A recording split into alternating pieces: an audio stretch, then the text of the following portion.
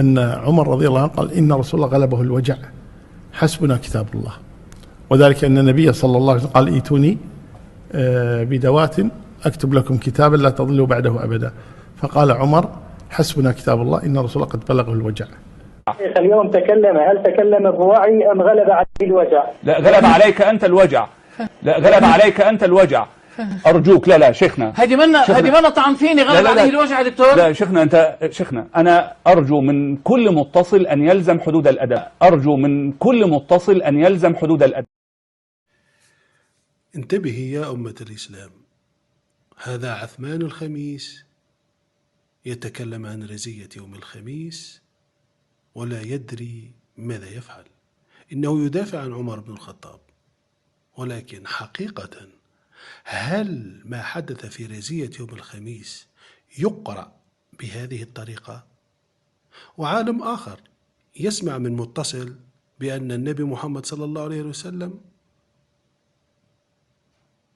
غلب عليه الوجع فيغضب، وهل النبي محمد صلى الله عليه وسلم جمع الصحابة وقال لهم ائتوني بصحيفة ودوات أكتب لكم كتابا لن تضلوا من بعده أبدا، من أجل أن يأتي عثمان الخميس في آخر الزمان يدافع عن عمر بن الخطاب، بغض النظر على موقف عمر بن الخطاب الذي هو يعتبر معصية، أو لكي يغضب هذا العالم في حق النبي محمد صلى الله عليه وسلم. ولكن الأحاديث لا تقرأ بهذه القراءة.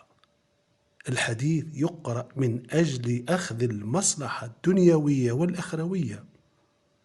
الرسول صلى الله عليه وسلم قال ائتوني بصحيفة ودوات أكتب لكم كتابا لن تضلوا من بعده أبدا. لن تفيد الجزم، يعني النبي محمد صلى الله عليه وسلم كان يريد أن يفصح عن شيء، هذا الشيء لو اطلعت عليه الأمة الإسلامية لكانت معصومة من الضلال ولا كانت على هدى.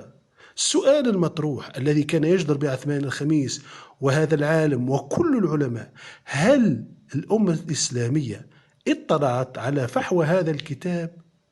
إذا كان الأمر نعم، أين هو هذا الكتاب؟ لأن عمر بن الخطاب كان حائلا بينما يريد الرسول صلى الله عليه وسلم أن يكتبه، وإذا لم تطلع على هذه الأمة الإسلامية على هذا الكتاب، ما معنى هذا يا أمة الإسلام؟ هذا يعني أنكم على ضلال. اقرأوا القراءات الصحيحة مهما كانت مؤلمة.